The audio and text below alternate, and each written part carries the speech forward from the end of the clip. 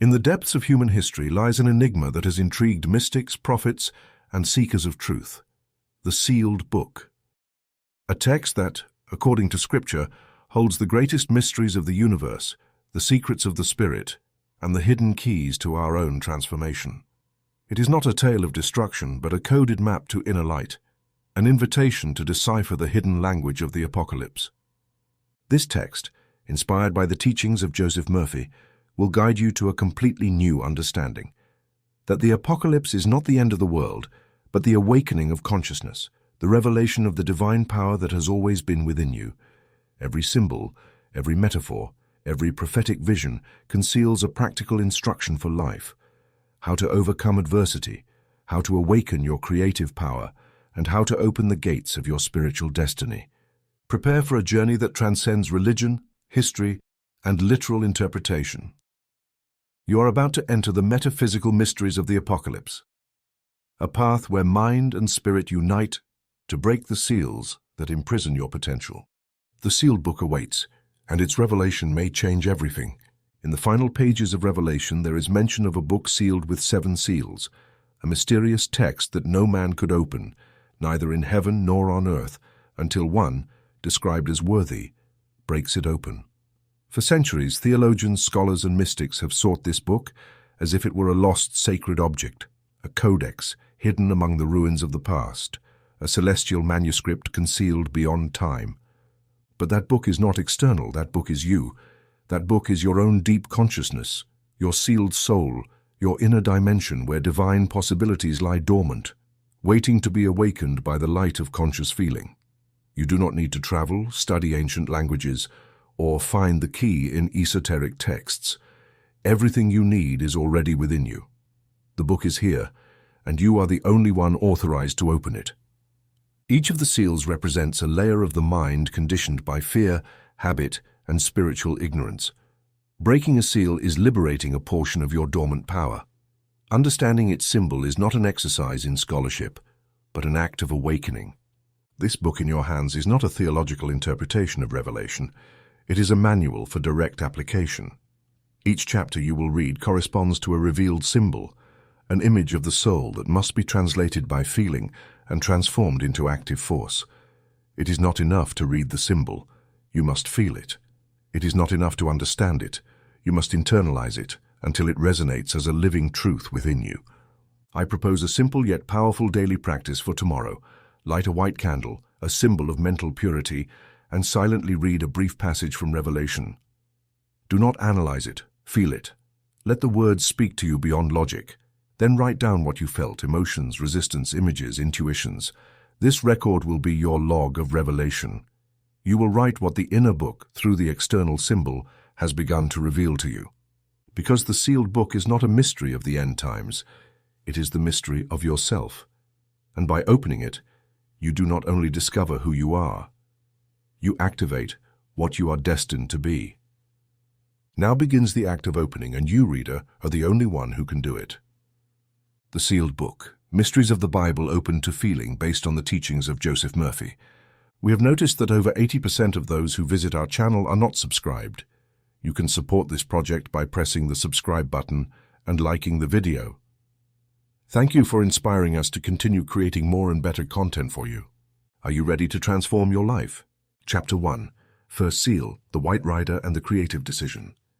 The apocalyptic vision of the White Rider does not announce destruction, but revelation. It represents the triumphant entrance of positive thought, of the pure and sustained idea that marches like a conqueror across the still unexplored terrain of your daily life. This rider carries a bow, but he does not shoot arrows. He aims with intention, directs with purpose, focuses with clarity. He wears a crown, a symbol of mental sovereignty. This tells us something powerful. When a person firmly decides their direction, the universal mind puts itself at their service. The sealed book mentioned in Revelation is not outside you, hidden in some astral dimension or among the ruins of the past. That book is within you. It is your own consciousness, still closed, still uncomprehended, where your talents, visions, and unexpressed gifts lie sealed. Each seal opened is a new layer of yourself revealing itself. The first seal opens when you identify with certainty your central desire. What do you truly want? Not what your environment expects, not what you repeat out of habit, but what cries from your center, from your deepest self. The central desire is your mission incarnate. Many believe desire is sinful. You have been taught to fear it, suppress it, hide it. But I tell you clearly, genuine desire is the breath of God within you. Just as steam drives a locomotive, so sincere desire drives your life. Do not repress your desire, identify it, shape it, observe it without judgment. That image that arises from the depths when accepted without fear begins to live, and that living is the principle of all manifestation. The White Rider is that elevated, pure mental image, uncontaminated by failure or doubt. It is your ideal mental project mounted firmly on sustained decision. For to desire without deciding is like having a candle unlit. Decision is the spark, the firm choice to hold the vision even when there is no external evidence. Hesitant thought builds nothing. Sustained thought becomes habit, and positive mental habit is the White Rider riding victorious over circumstances. A man once told me in a consultation, "Dr. Murphy, I want to prosper, but I don't know where to start." I replied, "Start by deciding. You cannot attract what you desire if you have not yet decided that it is already yours." I asked him to write each morning his central desire in a single, clear, affirmative, present tense sentence, then read it aloud in front of the flame of a white candle. He did this for 30 days. Within 3 months he had changed jobs, doubled his income, and discovered a writing talent that had lain dormant since childhood. A mental image sustained with conviction transforms into fact. Revelation says, "And I looked, and behold a white horse, and he that sat on him had a bow, and a crown was given unto him, and he went forth conquering, and to conquer." Revelation 6:2. This is a formula of pure mentalism. The white horse is luminous, elevated, pure thought. The bow is the direction of desire. The crown is the authority of sustained thought, and victory is the inevitable result of correct mental habit. Do you understand now? Every part of this biblical image is a mental code you can activate. Imagine now a white candle burning before you. It is the symbol of awakened consciousness. Take a sheet of paper and write with all the sincerity of your being. I decide to advance in my life with success, joy, and fulfillment. My central desire is fulfilled now. Read this affirmation aloud, looking at the flame, not as one who repeats, but as one who commands. Your word is law to your mind. Do this every morning and every night. Observe how your energy, focus, and will transform. The mind does not work with doubt. The mind obeys fixed images charged with emotion. If your mental image is weak, blurry, or changing, your results will be the same. But if your image is clear, your emotion intense, and your decision sustained, I assure you, by my experience and the experience of others, you will see results. The mental law does not fail. What you think intensely and repeat with faith is recorded in your subconscious, and what is recorded manifests. In my 1953 radio broadcasts, I often guided listeners through a brief meditation before sleep. I would say, imagine that you are on a white horse. You look at the horizon. There is light. In your right hand you carry an image, your desire fulfilled. Hold that image. Do not let the rider of doubt snatch it from you. Ride on that vision until you feel joy. That is the sign that your subconscious has accepted it. Have you wondered why many affirmations fail? Because they are done without emotion, without decision, without conviction. Repeating without feeling is like planting without water. Your subconscious does not respond to words, but to the vibration behind them. When you truly decide, there is an energy that permeates everything. That is the energy that awakens the first seal. Visualize now the image of your central desire. Give it color, movement, smell, make it vivid, and as you hold it in your mind, say, "This is my vision, I accept it, I sustain it, I fulfill it." Do not fear repeating it each day. The subconscious loves repetition. Each time you repeat it, you deepen the mental groove through which creative energy will flow. Do not worry about how. That is the task of the subconscious. You only decide, hold the image, cultivate certainty, and give thanks in advance. This is key. Anticipatory gratitude is a signal. When you give thanks for something you do not yet see, you proclaim your spiritual authority over the world of forms. Remember, the White Rider does not wait for conditions, does not ask permission, does not excuse himself. He enters with dignity, with clear vision, and with firm decision. That is your task. Do not wait to feel ready, decide. Do not wait for external signs, affirm. Do not fear making mistakes. The greatest mistake is not deciding. The universe responds to those who know what they want and hold it in their mind with joy. Do it today. Open the first seal, light your white candle, write your affirmation, visualize in detail, decide firmly, and each night before sleep, repeat it with emotion. For the first act of every great destiny is sustained mental decision, and that is your crown, that is your arrow, that is your white horse. Decide, hold, conquer. The first seal is already open.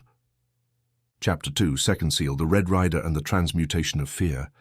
The second vision of the apocalypse presents a figure feared by many, a red horse, and upon it a rider who is given the power to take peace from the earth and make men slay one another. At first glance, this image seems to announce violence and tragedy. But apocalyptic language does not describe external events. It describes inner processes. It does not point to historical events, but to mental awakenings. The Red Rider is the force of internal conflict that emerges to be recognized, understood, and sublimated. Many human beings live in perpetual contradiction. They long for peace but harbor grudges. They cry for love but keep wounds open. They desire success but envy those who achieve it. This unacknowledged emotional dissonance creates invisible tensions that undermine the body, weaken the will, and confuse direction. The second seal opens when this inner dissonance becomes conscious, and one chooses not to feed the conflict, but to transform it into creative energy.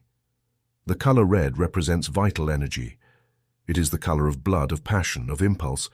It is not an evil color. It is the color of strength that has not yet been properly directed. The Red Rider, then, symbolizes the power of emotional desire that has lost its course and seeks expression. If this power is dominated by fear, it turns into anger, resentment, frustration. But if it is illuminated by understanding, it becomes elevated action, an impulse toward the Logos. Charles Fillmore said that spiritual love is the energy that transmutes all violence into understanding, all anger into constructive will. This statement contains a key. Love is not a deity, it is not a mass concession. Love is a force, an active power that dissolves inner knots. Just as the sun melts ice, so love melts accumulated anger. But this love is not imposed from the outside. It is cultivated from within through forgiveness. To forgive is not to forget. Forgiving is dissolving the emotional charge that binds you to a past event. It is breaking the vibrational link that ties you to the aggressor, the memory, the mistake. Forgiving is freeing your energy from the shackles of judgment.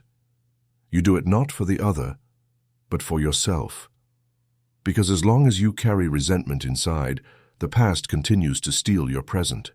The Red Rider rides within you every time you replay a scene of pain without redeeming it. Forgiveness is the sword that dissolves that scene and breaks the cycle. I have worked with thousands of people who could not move forward because they carried a mental image charged with anger. One woman, for example, wrote to me 14 years ago, "My sister betrayed me. I can't forget it." I replied, "You don't need to forget it. You need to forgive it." Forgiveness is cultivated through a daily mental act. I suggested this exercise. Each morning, light a pink candle, close your eyes, and visualize your sister surrounded by light. Then say, "I release you, I release myself. Divine love heals this memory." She did it for 21 days. By the third week, she had a dream in which they were embracing. Shortly after, her sister called without knowing anything about the process. Their relationship was restored. Sincere forgiveness has vibrational power. The Red Rider wants you to believe that intense emotion must manifest as aggression. But you are not an instinctive creature. You are a spiritual being with the power of transmutation. What others turn into rage, you can turn into clarity. What others use to attack, you can use to advance. Do not fight your life, observe it. Do not deny your conflict. Listen to it. Every emotion carries a message. Anger is not sin. Anger signals an unrecognized need. Once you understand that need, you can release it. William Black wrote, Anger is the voice of the denied heart. This statement holds a deep truth. Every time you repress your authenticity, every time you silence what matters, every time you deny your desire out of fear, you feed the Red Rider. But when you speak from the heart, when you express your truth firmly and respectfully, you transform that force into conquest. I now invite you to a practical exercise.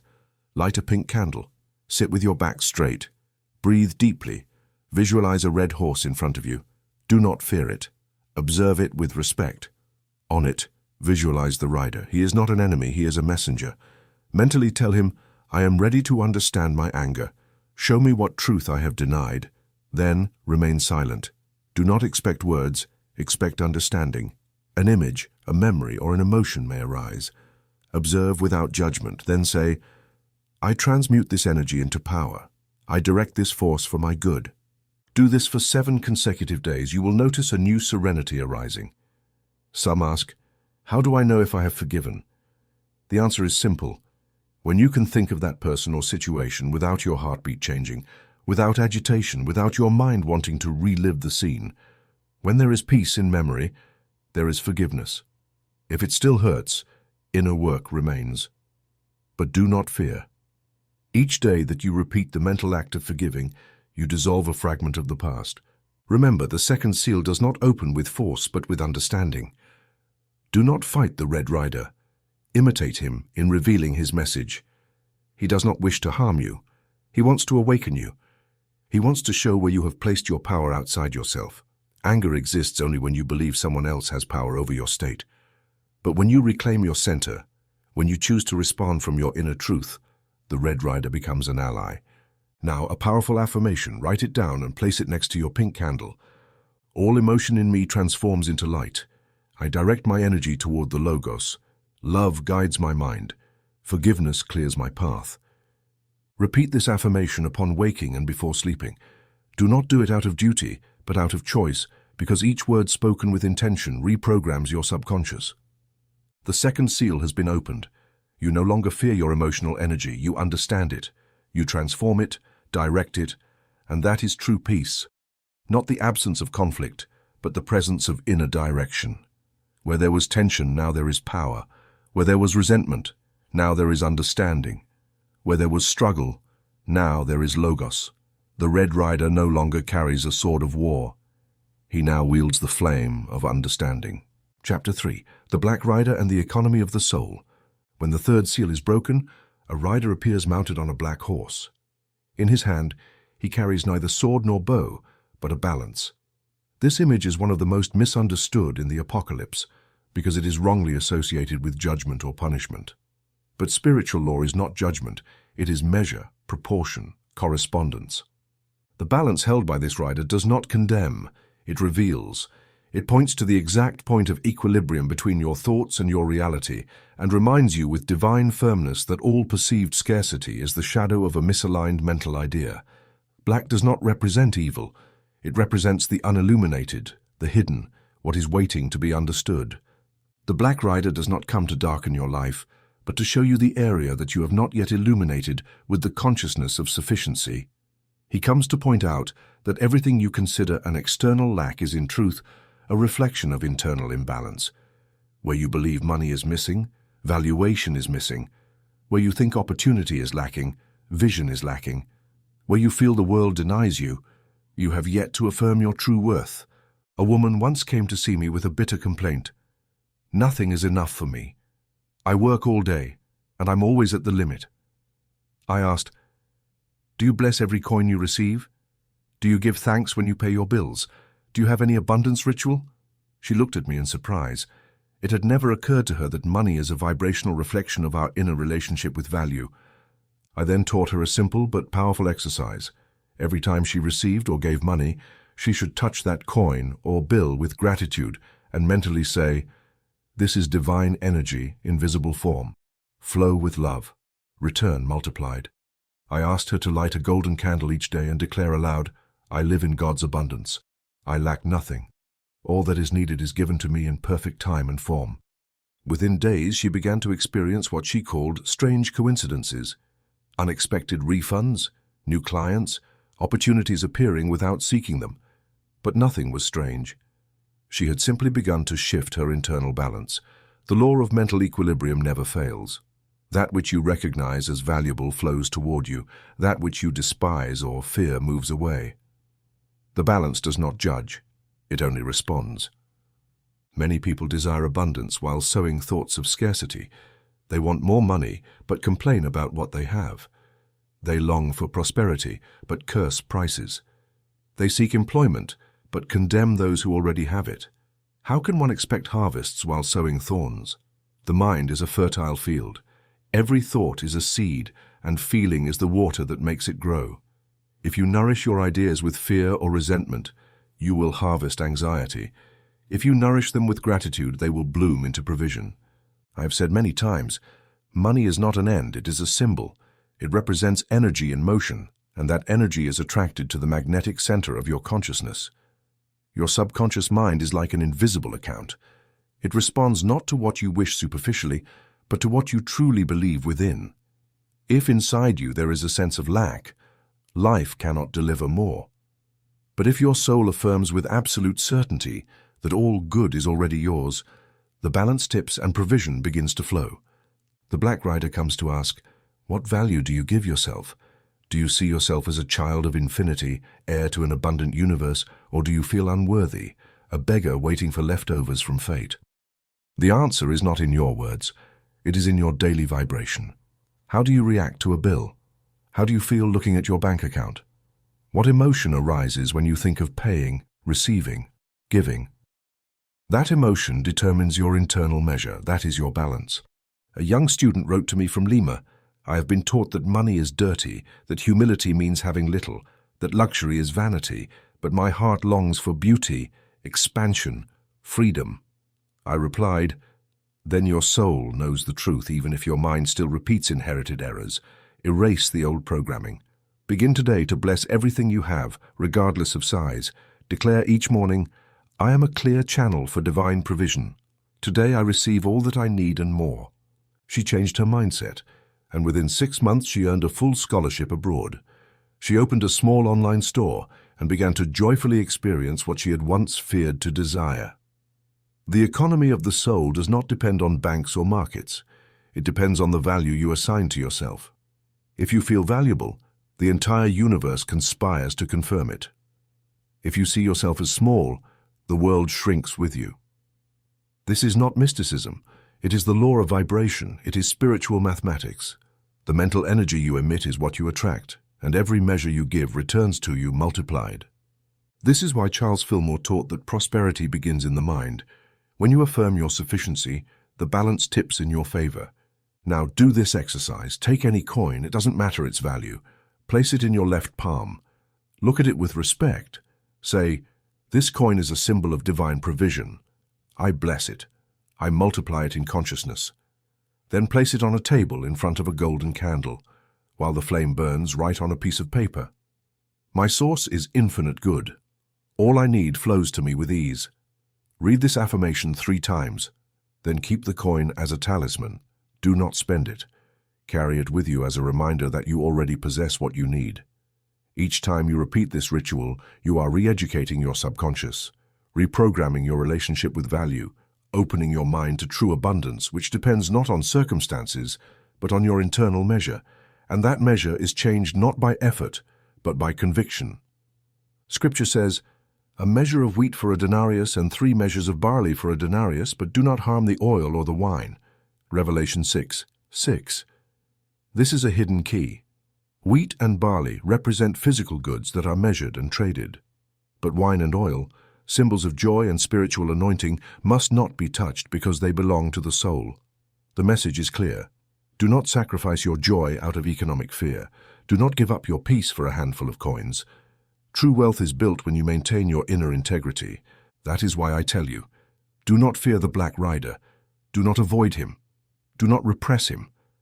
Look at him. Listen to him. Learn from him.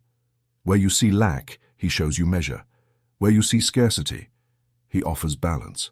If you accept his lesson, the balance will no longer weigh your past mistakes and will begin to manifest your present value. Declare each morning without hesitation, All that I need is given to me. Abundance flows. I am one with the wealth of the universe. Do not say it to convince the world. Say it to remind your subconscious of its true identity.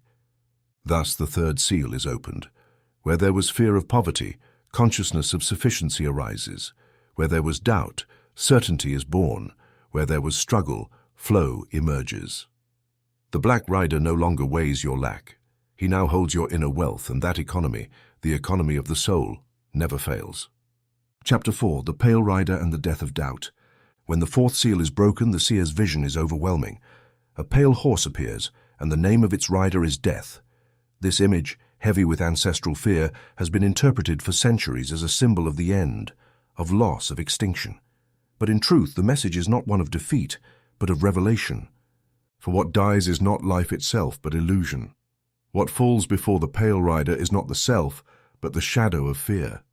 This seal does not announce punishment, but radical purification, the definitive eradication of doubt. Doubt is the great invisible killer. It kills before birth, stops action before it begins, extinguishes the spark before it becomes fire. Yet doubt is not a real enemy. It is a fog, an absence of vision. It has no substance of its own. It dissipates the moment the light of awareness touches it. But while it lingers, it confuses, paralyzes, and saddens. That is why the fourth seal brings the Pale Rider, to show you directly what you fear, so you can see that what seemed like death is in reality a transition. Knowing death, understanding it, is not morbid or negative, it is liberating. Because when you realize that life never ceases, that it only changes form, anxiety disappears. Death ceases to be a threat and becomes transformation. Everything in nature dies to be reborn. The wheat grain dies to become an ear of grain. The night dies to give way to dawn. The leaf falls to nourish the root. Why fear this rhythm if you are part of it? The same occurs in the mental realm. Outdated ideas must die for new ones to flourish. Old beliefs that sustain fear of loss, failure, or abandonment must be left behind like a worn-out garment. But the ego fears letting go because it believes that in letting go, it loses identity. Here lies the power of the fourth seal. Only those who allow the false to die can see the true emerge. A man came to me trembling with anguish. My business has failed. I've lost everything I had. It's as if I've died while still alive. I replied calmly, perhaps what has died is not you, but the false image you held of yourself. Perhaps what has fallen is a structure that no longer supported you. I then taught him to see loss as opportunity. I suggested a simple exercise. Each night, before sleeping, take a deep breath, close your eyes, and visualize yourself walking through a white field. By your side, a pale figure walks with you. It doesn't speak, it doesn't threaten, it simply accompanies. That figure is your own inner transition. I said, do not flee from it. Ask it which part of you must die for another part to live. He did so.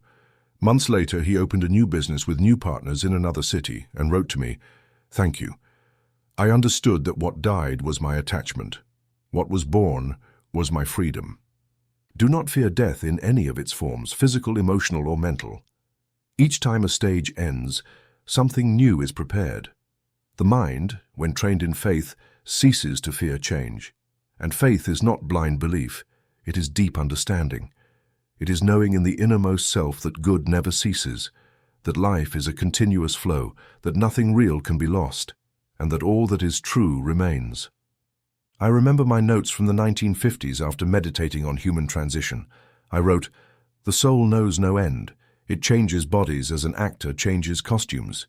The stage varies, but consciousness remains. Only form dies. The content, the spirit, lives eternally.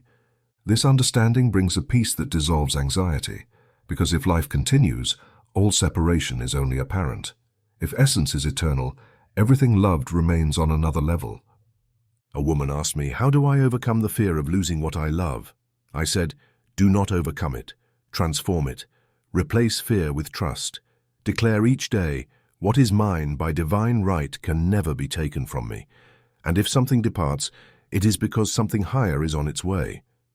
This repeated affirmation begins to dissolve the obsession with holding on, because all holding comes from fear, and all fear arises from doubt.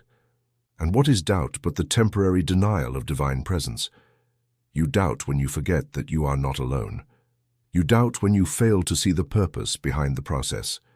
You doubt when you identify with what changes, not with what remains.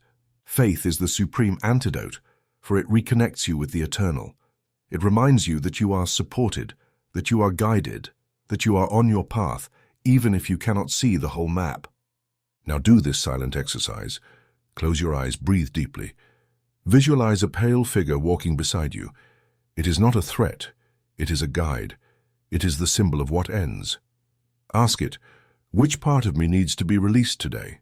Listen without fear, observe without judgment. Then breathe again and say silently, I trust the process. Death is only transformation. I am life in continuous expansion.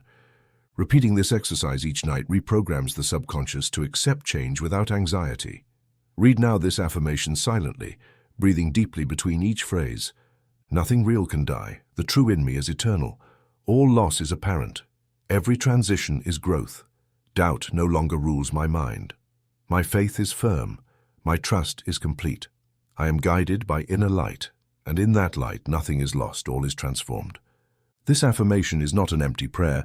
It is a vibrational command to the subconscious.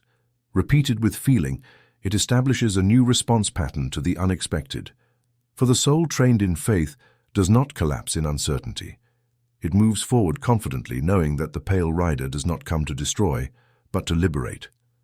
Thus the fourth seal is opened, and with it doubt dies, replaced by unwavering certainty. You no longer fear loss because you know the essential cannot be taken. You no longer flee change because you recognize it as a vehicle for evolution. You no longer mourn endings because you bless beginnings. The pale rider is no longer shadow, it is clarity. It is no longer death, it is transition. It is no longer final, it is passage. And you, who have opened this seal, no longer fear. Now you know, and what you know no one can take from you. Chapter 5, the fifth trumpet. The inner angel that illuminates the mind. When the sound of the fifth trumpet is heard, what is summoned is not an external army, nor an imminent punishment, but an inner awakening. In biblical symbolism, the trumpet is not an instrument of threat, but of calling. It is the vibration that breaks lethargy. It is the sound that penetrates the veils of the slumbering mind and shakes old structures. In spiritual terms, this trumpet represents the inner voice, the sonic vibration that activates latent areas of the soul. As it resonates, it summons the fallen angel, not as a demonic figure, but as a symbol of deep intuition that has been locked away, forgotten, repressed. Its emergence is not a fall, but an ascent from the unconscious into the light of understanding. Every word you speak vibrates. Every sound you emit generates a wave, and every wave affects your mental field. This is a law of physics and also a law of the spirit. Sound creates form. The word organizes substance. The universe itself was formed by the word, and you, made in the image of the universal mind, are also a creator through your word. Have you measured the power of your words? Have you noticed how certain phrases uplift you while others weigh you down? Have you observed how a sustained affirmation changes your mood, your health, even your results? The fifth trumpet reminds you that you have an inner voice, an angel that dwells in your consciousness, waiting to be called. This angel is not a winged being flying outside of you. It is your pure intuition. It is the intelligence you know without reasoning, that guides without imposing, that reveals without boasting. This angel only speaks when invoked, and its language is not logical but vibrational. It manifests as a premonition, a lucid dream, or a spontaneous word whose origin you do not know, but which brings clarity.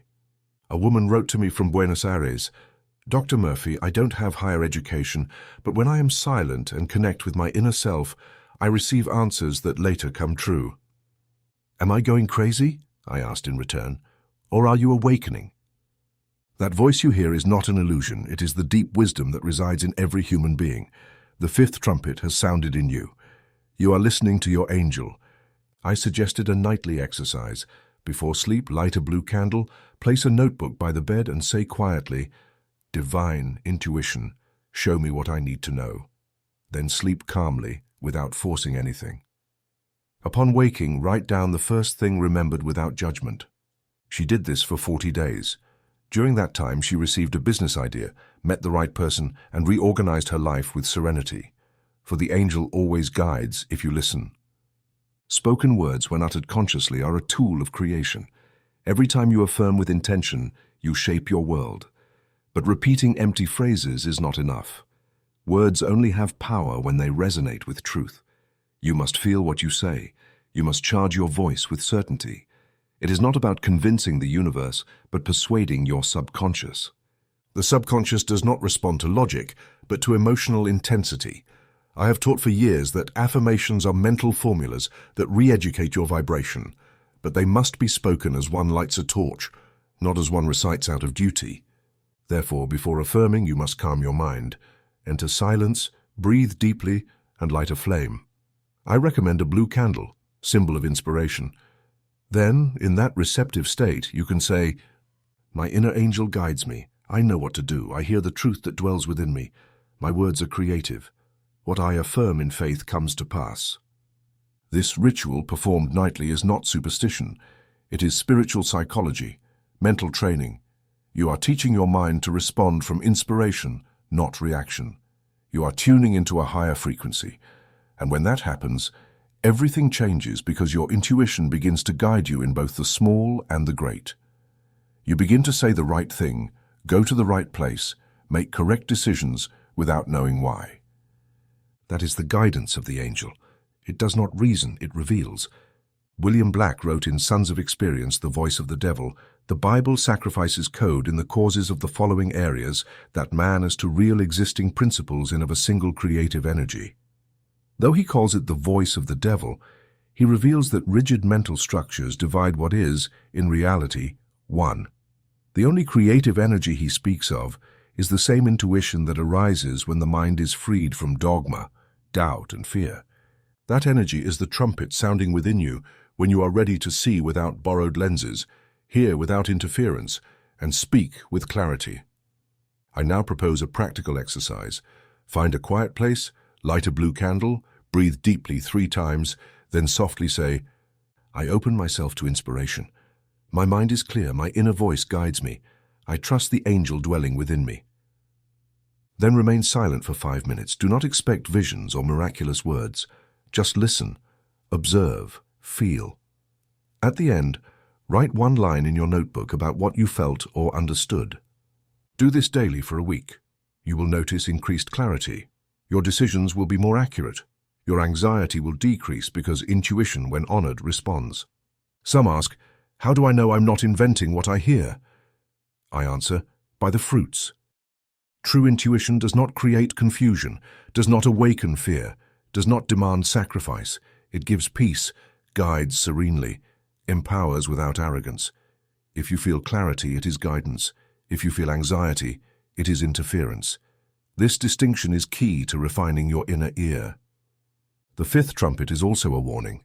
If you do not listen to your inner voice, other voices will take its place. The noise of the world, other people's opinions, criticism, collective doubt. If you are not vigilant, you will end up living a life dictated from outside, not inspired from within. But you were not born to obey fears. You were born to manifest truths. Therefore, repeat this affirmation each morning upon waking. I am my own guide. The angel of inspiration illuminates me. I speak with power, listen with wisdom, create my day with living words. Write it, carry it with you, repeat it in moments of indecision. You are reprogramming your vibration. Thus manifests the 5th trumpet, and with it the angel no longer falls from heaven, but rises from within you. You no longer seek outside what you must hear inside. You no longer repeat foreign voices. You speak from your center, listen from your soul, act from your inspiration. And that sound, the sound of your conscious word, is the true music of creation. Chapter 6. 6th trumpet, the river of fire and emotional purification. The 6th trumpet does not announce external destruction, but inner purification. It does not call for war between nations, but for the secret battle between your unresolved emotions and your yearning for freedom. And when this trumpet sounds, a river of fire is unleashed. But this fire does not burn flesh nor destroy cities. This fire is symbolic. It represents the purifying energy that resides in your deep consciousness. It is the spiritual heat that is activated, when you choose to let go of the past, clear memories, and allow the truth of the soul to consume every dissonant vibration. It is the silent purge that precedes every authentic healing. Fire, in every spiritual tradition, symbolizes transmutation. What water cleans externally, fire purifies from within. Just as gold is refined when exposed to high temperatures, so too your soul becomes clearer and more powerful when it allows dense emotions to be seen and dissolved. Most human conflicts do not originate in external events, but in emotional memories that have not been redeemed. You do not suffer for what happened, but for what you have not transformed from what happened. The river of fire comes to help you in this process. The scriptures say that 4 angels were released by the great river Euphrates. If you read this passage with the eyes of the soul, it reveals that there are inner forces, powerful emotions, tied up in the unconscious, waiting to be recognized and redirected. These angels are the emotional memories you have often kept without realizing it, manifesting as automatic reactions, persistent resentments, unexplained pains. The trumpet releases them not to harm you, but so that you may look at them with compassion and reshape them. A woman from San Juan, Puerto Rico, wrote to me explaining that she had been abandoned by her father as a child. For years she carried this wound as an internal secret that polluted her relationships. Whenever someone disappointed her, she would say, "Everyone abandons, everyone leaves." This belief, fueled by an old emotion, became a self-fulfilling prophecy. I suggested a purification process. Each night she would light a red candle, symbol of divine fire, and write, "I forgive the past. I release this emotion. I allow myself to live unburdened."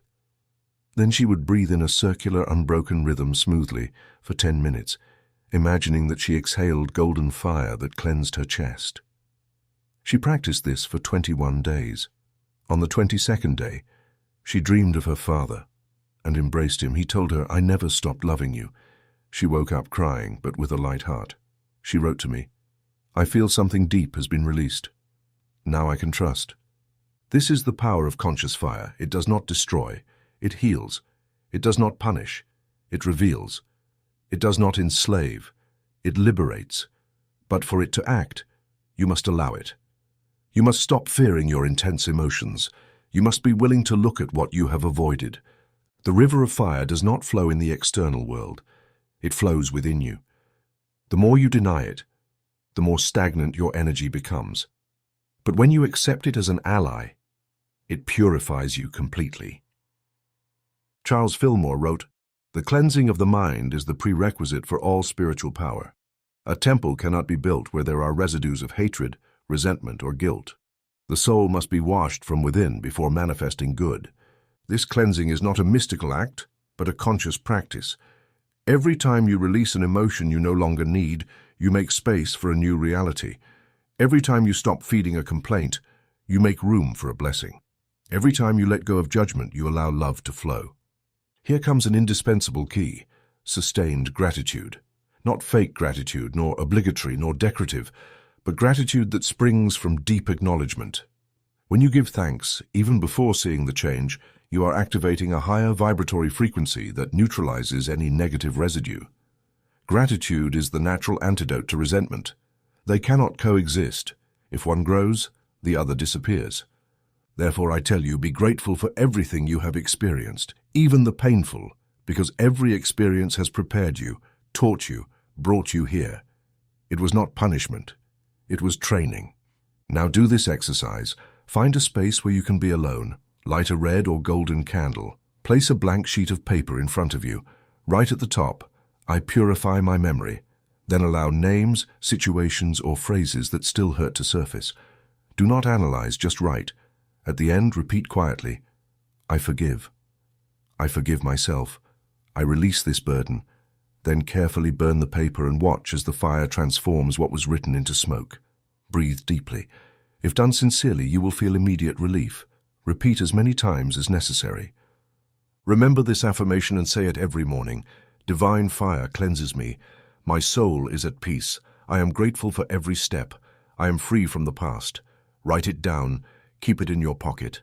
Carry it with you. You are retraining your mind to vibrate in cleansing, not in guilt. You are creating a new relationship with your history.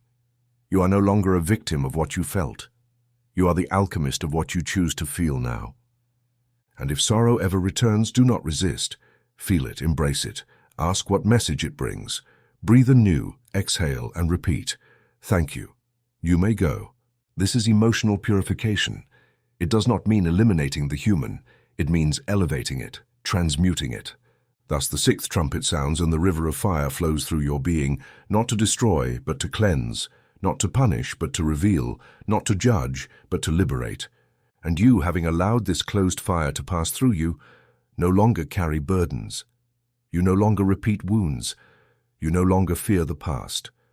Now you walk with a light heart, a clear mind, and sustained gratitude that turns every memory into a blessing.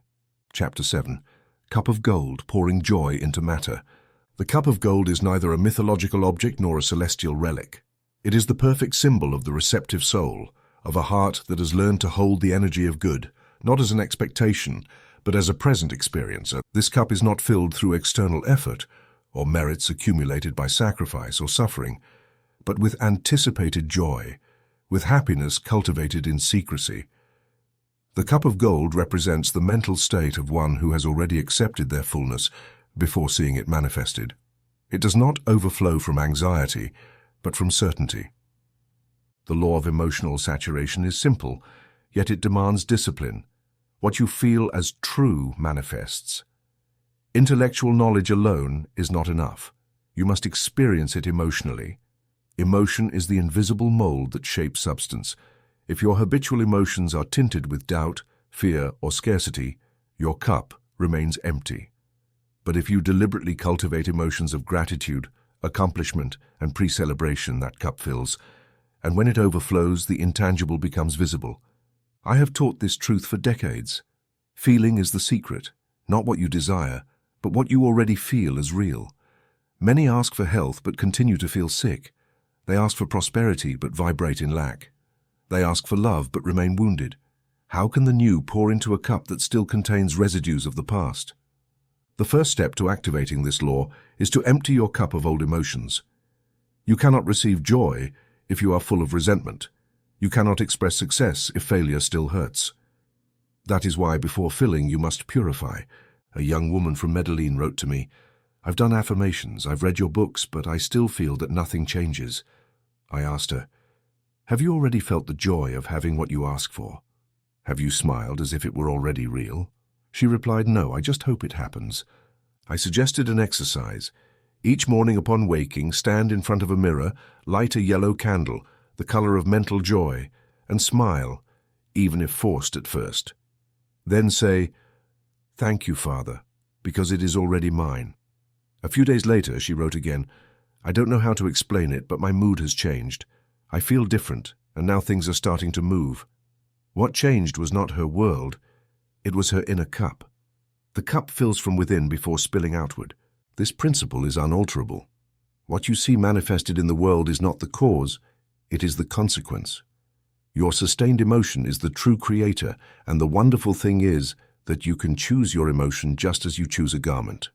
You can dress yourself in joy even when the world seems dark. You do not need external reasons to celebrate. Your mind is sovereign. You decide how to feel. Many believe that joy is a reward that comes after achievement, but in truth, joy is the cause of achievement. When you train yourself to generate unconditional joy, you become a magnet for everything you desire. Because the universe responds to your vibration, not to your complaints. It does not matter how many times you say you want something. If your emotion is one of lack, you are denying that desire at the level where it really matters. Jesus said, "My cup is overflowing." And he was not speaking of a literal vessel, but of a state of consciousness in which provision already exists. You too can declare, "My cup is full," not because the world confirms it, but because you choose it. This declaration, spoken with joy, is an order to the subconscious. You are training your mind to live from emotional abundance, and that inevitably generates material abundance. I now propose a practical exercise. Close your eyes, breathe deeply. Bring your attention to the center of your chest. Imagine a cup of gold there. Observe its shape, its shine. Then begin pouring positive emotions into it one by one. Visualize gratitude, joy, trust, love. Feel each one as if it were a golden liquid. Fill the cup, and when you sense it overflowing, visualize that the contents spill over your environment, your finances, your body, your relationships. Say mentally, I pour joy into my world, my cup is full. Do this exercise daily, and you will notice life beginning to reflect this new content. Some may say, but doctor, how can I feel joy when everything is going wrong? And I respond, not everything is wrong. Your focus is misplaced. Change your attention and your emotion will change. There is always something to be grateful for, something to celebrate, something to anticipate with excitement. Start with small things. A flower, a smile, a cup of coffee. Gratitude is the key that opens the source of joy, and once it opens, it does not close. Recite this affirmation slowly now with a gentle smile. I am a cup of divine joy. I receive, I contain, and I pour out blessings. My joy is the cause. My world responds. Everything flows from good. Carry it with you. Write it down, repeat it as you walk, shower, or cook. Let it become an inner song, because when your emotional cup overflows, your external life cannot do anything but reflect it. Thus, the cup of gold is not a future reward, it is a present state. It is the result of a sustained internal choice. It is not about faking joy, but cultivating it until it becomes natural, until you yourself become a source of joy for others. Then and only then joy materializes, not because you sought it outside, but because you poured it from within. And there, at that point of emotional saturation, matter obeys spirit. The world, like a gentle mirror, reflects the contents of your cup, and you, who have learned to fill it consciously, no longer fear emptiness because you know the source is not outside. It is within you, and that source, when fed with sustained gratitude, never runs dry. Chapter 8. The Woman Clothed with the Sun. The Generative Power of Imagination. The eighth vision of the Apocalypse presents one of the richest and most misunderstood images in all symbolic revelation. A woman clothed with the sun, the moon under her feet, and a crown of 12 stars on her head, in labor and in pain. This figure does not refer to a dogmatic virgin or a mythical entity. It speaks of you, of your creative mind, of your capacity to conceive, gestate, and give birth to the ideas that emerge in the enclosed terrain of your imagination. This woman represents the womb of the subconscious, clothed in the light of consciousness, crowned by spiritual fullness, and supported upon the changing cycle of emotions, the moon no longer ruling her. The symbol of pregnancy is crucial. An idea conceived in the mind does not appear immediately in the visible plane. It requires time, silence, protection, and maturation. It demands maternal faith, the certainty that what you carry within is real, even if it cannot yet be revealed. Imagination is the womb of destiny. Everything that will be first has been imagined, not as fantasy, but as living contemplation. When you imagine with intention, you fertilize your subconscious, and the obedient subconscious organizes matter to shape what it has received as seed. Many lose their creations because they do not know how to protect them. They conceive a project, a relationship, a vision, and immediately expose it to the opinions of others, to the judgment of those who do not share their level of faith. The result? They abort their idea before it can develop. The woman clothed with the sun flees to the desert, not out of fear, but because she understands the need to incubate in solitude.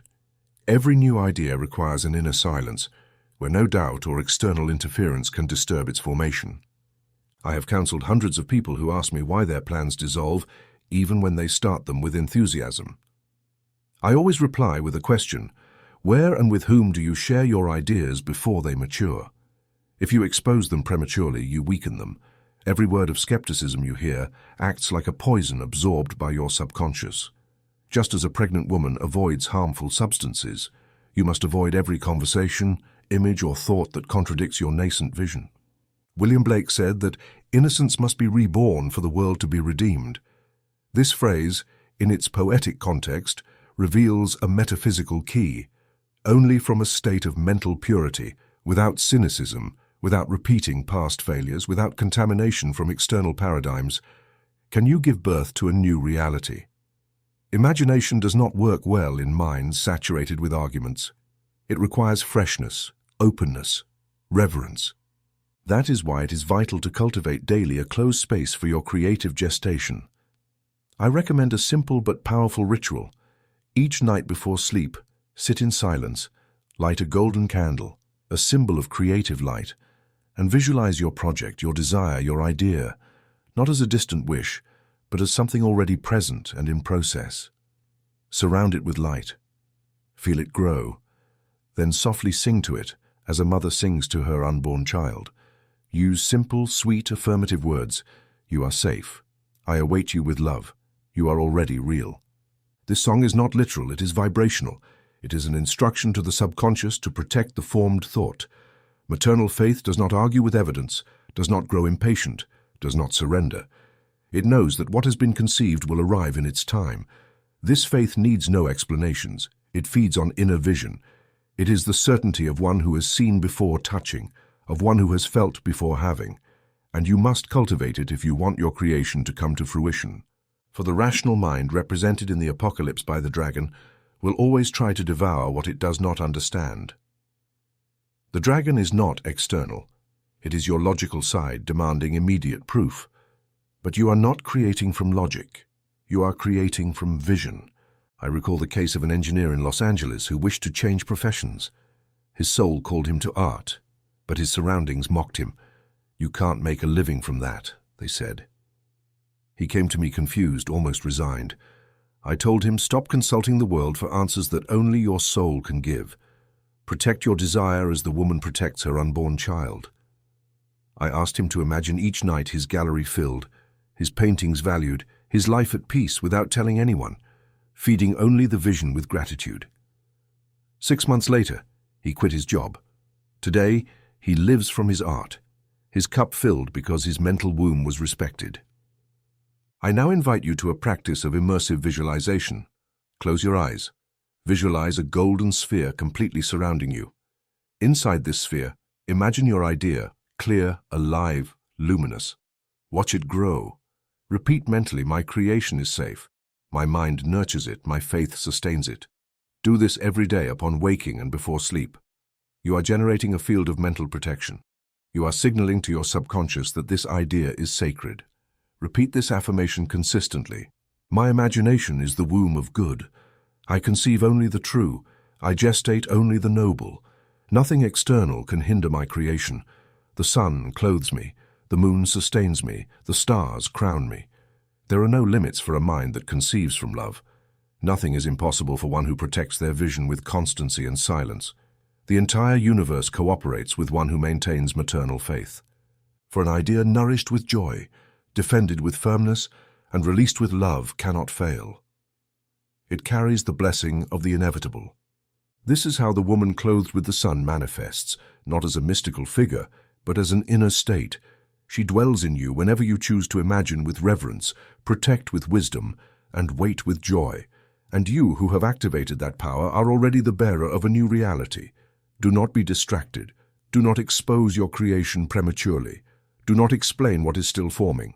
Keep singing, keep seeing, keep believing. Your mental child already breathes and will arrive, because you, like the woman of the apocalypse, know that the sun is not a promise of the future. It is a present garment.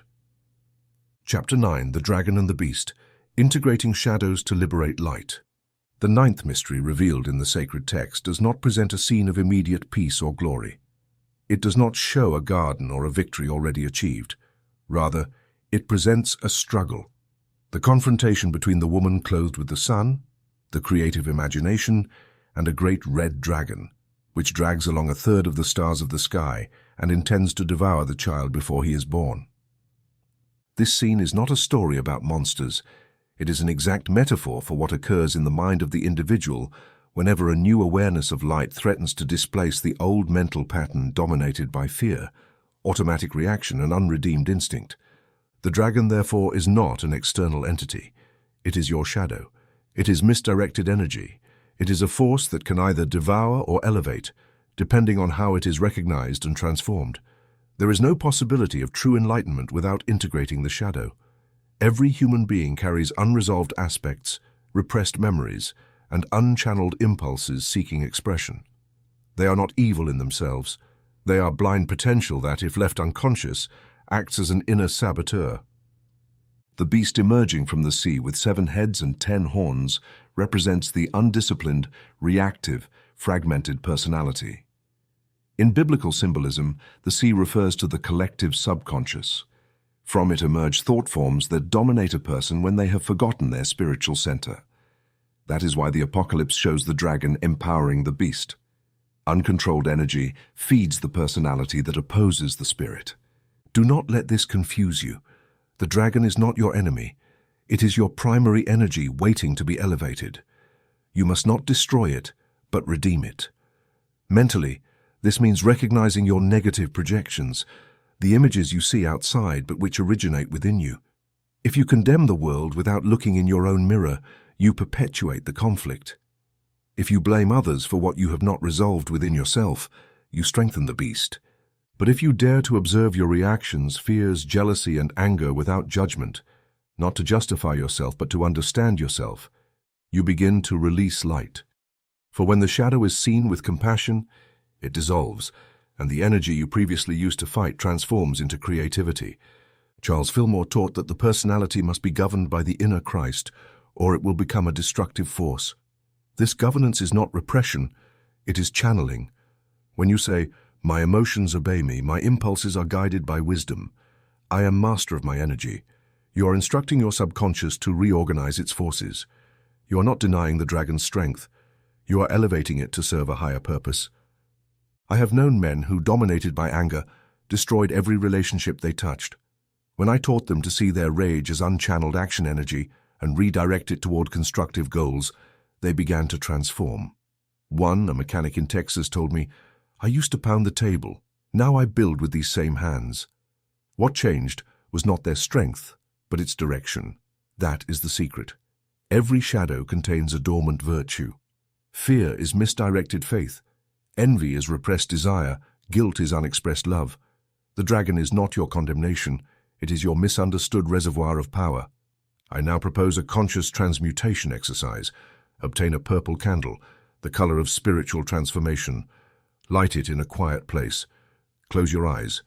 Bring to mind a strong emotion that still disturbs you. Anger, sadness, fear. Do not reject it, observe it. Then imagine that emotion presenting itself before you as an animal. It may be fierce, large, or slippery. Look at it with respect. Approach it without fear. Ask, "What power in me do you represent? What do you want to teach me?" Listen without interpreting. Then visualize that form dissolving into purple light and being absorbed into your chest. Mentally say, "I accept you. I transform you. I use you for good." Practiced consistently, this exercise cleanses your subconscious of harmful projections. It trains you to govern from spirit, not fear. You are educating the beast. You are turning the dragon into an ally. Do not flee from your reactions, study them. They are precise signals of where your higher consciousness has not yet ruled. Every time you integrate a shadow, you expand your light. Now recite this dynamic affirmation, not as a plea, but as a declaration of mastery. I am conscious presence. I recognize my shadow and redeem it. I do not flee, project, or repress. I transform. My dragon is channeled power. My beast is enlightened personality. Nothing in me opposes good. Everything in me cooperates with light. This affirmation should be spoken firmly, standing with your back straight, as one who claims ownership of their inner world. The subconscious requires images of authority to respond. Good intentions alone are not enough. You must speak as one who governs their inner kingdom. And if one day the shadow returns, because it will as it is part of evolution, do not fear. Do not see it as a relapse. It is an opportunity to reaffirm your power. Repeat. Nothing dominates me. Everything serves me. This simple phrase contains a profound law. If you do not master your energy, it will master you. But if you recognize, redirect, and use it, it makes you free. Thus is revealed the mystery of the dragon and the beast, not as external monsters, but as internal aspects waiting to be understood. And you, who have seen beyond the symbol, no longer fear the roar or the form. You know that everything living within you has a purpose. You know that integration liberates, and that light which denies the shadow is not true light. Only when you accept do you transform. Only when you transform do you reign. Chapter 10. The New Song. Ascending the Scale of Praise. When the text of Revelation speaks of the new song, it does not refer to a melody with musical notes or a worship piece accompanied by instruments. It speaks of a renewed vibration, a tone of the soul no longer determined by complaint, judgment, effort, or pained petition, but by the anticipatory celebration of good. To sing a new song is to enter a spiritual frequency that transcends reasoning, because it no longer focuses on the problem, but on the solution, as if it were already fulfilled. It is not about singing because something has happened. It is about singing so that something will happen, and above all, because it has already occurred on the plane of the mind. I have said for years that praise is a vibratory force. It is not a religious habit. It is a mental law. The soul that gives thanks before receiving elevates its level of receptivity because it demonstrates that it has accepted as real what is not yet visible. Faith is trained this way, not through repeated supplication, but through anticipatory gratitude. And that gratitude should not be limited to cold words or repeated statements without emotion. It must be an inner song, a thank you that arises as the breath of the soul, a sustained joy that turns each moment into an act of creation. Every emotion has a frequency. Guilt vibrates low, fear defensively. Desperate desire, even if it seems noble, still vibrates in lack. Only pure joy, celebration without cause, and selfless gratitude elevate the individual to the field where manifestation is immediate. The new song is not external music. It is the intimate tone with which you interpret your existence, and this tone can be trained. Every time you replace a thought of doubt with a whisper of trust, you are singing that song. Every time you choose to say thank you instead of I hope, you are tuning your consciousness. A listener of my radio program wrote from Costa Rica, "Dr. Morphy, I have nothing special to be grateful for. I am sick, alone, and without income." I replied, "You have at least one thing, your consciousness, and with it the power to elevate yourself. Start there. Every day softly sing, thank you for the life flowing within me. Thank you for the good that is already mine. Thank you for the health awakening. Thank you for the provision arriving." I asked her to do this for 21 consecutive days and to keep a journal. 10 days later she wrote, "My body responds, I sleep better. A neighbor offered me a job, and above all, I feel alive." What changed was not her environment, her vibration changed. The new song began to work. Sing before seeing, praise before touching, celebrate before having, because that is the language of the soul in a creative state. The universe responds to what you affirm with certainty, not to what you beg for in fear. Therefore, in your daily practice, include this vibratory sequence. Upon waking, say aloud, with joy, even before opening your eyes, "Thank you for this day. Thank you for all the good that awaits me. Thank you because it is already done." Do not say it with resignation, but with conviction. You are giving your mind an order to align with what you desire. Inner music does not depend on vocal talent. It depends on mental tuning. When you become accustomed to speaking, thinking, and feeling from joy, you transform your cells, your relationships, your results. The body responds to the song, the mind responds to the song, life obeys the song, but not any song will do. It must be new, that is free of resentment, old narratives, or victimizing repetitions. You cannot sing a new song if your thoughts are still tied to the past. Therefore, you must let go each day, each night, each moment. Praise is not an emotion, it is a discipline. I now propose a simple practice. Take a blank sheet of paper. Each night, before sleeping, write down 3 things for which you feel grateful, even if they seem minor. Then choose an inspiring passage, perhaps from Revelation or any sacred text, and read it aloud as if it were a hymn. Do not rationalize, simply feel the vibration of the words. Then recite this affirmation. My soul sings, my mind rises, good flows. All is done, thank you. Do this for 7 nights. Do not seek immediate results. Observe what begins to transform, your vital tone, your inner posture, your perception. The new song begins in subtlety. I have recommended to thousands of students what I call the vibratory smile. It consists of carrying a soft, internal smile throughout the day, not to please others, but as a signal to your subconscious that all is well. The smile is a wordless song. When you smile from within, your mind receives the message, we are in harmony. And that harmony becomes a magnet for everything that resonates with it. The ladder of praise has many steps. At first it may seem like effort, but soon it becomes habit, and then nature. There comes a moment when, even if the world seems to collapse, you know that all is well, not because you are indifferent, but because you are tuned to another frequency. That is the vibration of the new song, and those who sing this way do not beg for miracles, they embody them. Recite now this powerful affirmation. I am a living song, I am harmony incarnate. Good surrounds me, the new awaits me. I say thank you and receive. Say it with rhythm, say it with soul. Write it, memorize it.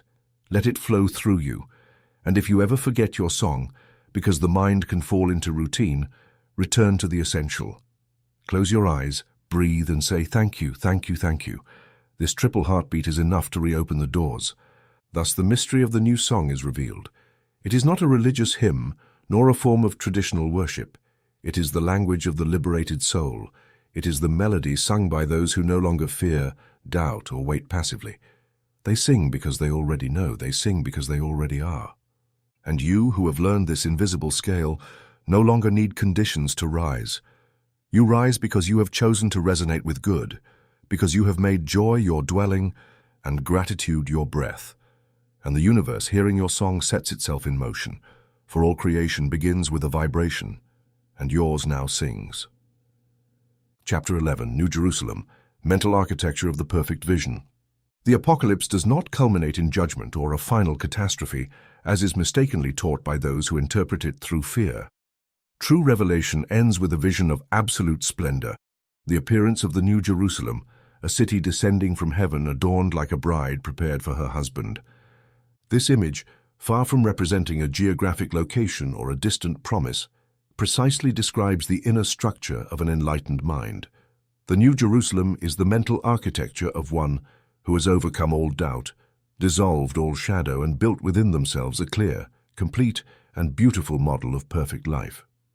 It is not an eschatological metaphor. It is a psychic plane. It is the internal design from which all harmonious reality is projected. When you think with charity, purpose, and sustained faith, you are laying the foundations of that invisible city. Every positive idea you accept, every noble emotion you maintain, every silent mental image of fullness you repeat places a brick in the vibratory structure of your inner Jerusalem. This is not metaphor, it is law. The subconscious, when provided with a precise model, a sustained vision, and a congruent emotion, begins to construct a corresponding form on the plane of events. That is why I insist. If you do not have a clear vision, the world cannot obey you. Faith without a plan is impulse without direction. Scriptures describe the New Jerusalem in detail. Jasper walls, streets of gold, gates of pearl, exact measurements. These are not elements of material luxury, but symbols of mental qualities. Jasper represents the firmness of faith. Gold alludes to the purity of thought. Pearls symbolize the gentle acceptance of truth born from overcome friction. And the measurements indicate that the universe responds with mathematical precision to the idea it receives. There is no randomness in creation. Everything responds to law. Therefore, when you imagine in a disorderly, chaotic, or changing way, you do not generate clear results. But when you become the architect of your vision, the subconscious responds like an expert builder. One of my listeners in New York told me, "Dr. Morphy, I make affirmations, but everything stays the same." I responded, "You need a plan. You can see in your mind with clarity how your ideal life looks." He said, "No, I just want things to improve." Therein lay the error. Wanting improvement is not enough. You must build a precise vision like an architect who draws every room, every wall, every window. I asked him to take paper and pencil, sit before a green candle, a symbol of conscious growth, and draw in detail the scene of his fulfilled life. Artistic talent was not required, only mental sincerity. Every night he needed to look at that drawing and repeat, "This is my city, this is who I am, this is what already is." Within weeks he began to notice changes, not because the drawing had power, but because the internal plan had been activated. The inner city must have foundations, walls, and gates. The foundation is your faith. If you do not believe that what you imagine is possible, nothing will stand. The walls are your understanding, the vibratory limit defining what you allow and what you reject. The gates are your acceptance, the access you give to the new. Some have faith but do not understand the law, and their structure collapses. Some understand, but do not accept, and their city remains closed. Only when the three elements are in harmony, faith, understanding, and acceptance, does the vision become dwelling. William Black wrote that the divine city is built in the mind of man, and no one can destroy it except himself. This statement condenses the central teaching of this chapter. You are the builder, the inhabitant, and the protector of your Jerusalem. It is not something that comes from above. It is something you bring down, thought by thought, decision by decision. Now practice this exercise. Sit in silence, light a green candle, close your eyes, and visualize a luminous city before you. Walk through its streets, look at its gates. Feel yourself inside. Repeat. I inhabit my vision. I am my design. Nothing is lacking. Everything is here. Do this every night. You are imprinting in your mind the blueprint of your ideal reality and repeating this affirmation as a daily code for your mental architecture. My vision is clear. My faith is firm. My understanding is deep. I accept only the perfect. I build from the light. I dwell in fullness. Do not say it out of habit. Say it like a builder who knows that every word constructs, every thought shapes, and every emotion is a brick. Do not yield to doubt. Do not redesign your plan every day. Stay firm and the city will descend, because what is solid in your mind becomes inevitable in your world. This is how the New Jerusalem manifests, not as an uncertain future, but as a present mental reality that organizes all external life. You do not go toward it. It comes to you when your consciousness is ready, and now that you know the blueprint, you have no excuse to continue dwelling in ruins. Rebuild from within. Sustain your vision, and you will see the city descend. Chapter 12, The Water of Life, Ritual of Permanent Consecration. The final vision of the apocalypse does not end with a throne of power or an act of retributive justice. It concludes with a serene, profound, eternal image, a river of clear water of life, shining like crystal, flowing from the throne of God and of the Lamb. This is not a poetic metaphor. It is a precise description of the flow of divine energy that circulates perpetually in the consciousness of the awakened human. That river does not flow outward. It flows inward. And when one recognizes it, when one drinks it consciously, the mind is renewed, the will is consecrated, and the soul is purified. The water of life is the spiritual substance that sustains existence at its highest level. It symbolizes constant inspiration, the mental freshness that does not stagnate in dead ideas or crystallized beliefs. It is perpetual motion, creative impulse, effortless renewal. Where this river flows, there is no exhaustion, no repetition, no routine. There is daily renewal, creativity beyond human origin, strength without conflict. Just as the body needs water to avoid dehydration, the mind needs this flow to avoid hardening, to prevent falling into dogmatic rigidity, to avoid transforming faith into dead habit. Every individual can open this channel within themselves. It is not a privilege of mystics or saints. It is a natural function of the soul that daily turns to the higher, that steps aside for a moment from the demands of the ego and prepares, without pressure, without judgment, without haste, to receive the new. The mind, consecrated to the good each morning, like someone cleaning a glass to fill it with pure water, begins to live on another level. It is no longer guided by personal effort, but by inner flow. It no longer asks, what should I do, but what wants to flow through me? This is authentic consecration, not the renunciation of the human, but the voluntary opening to divine design. That is why I teach that each day should begin with a symbolic, concrete gesture, indicating to the subconscious that the channel is open. I recommend a simple ritual that I have shared for years with thousands of listeners and readers with miraculous results.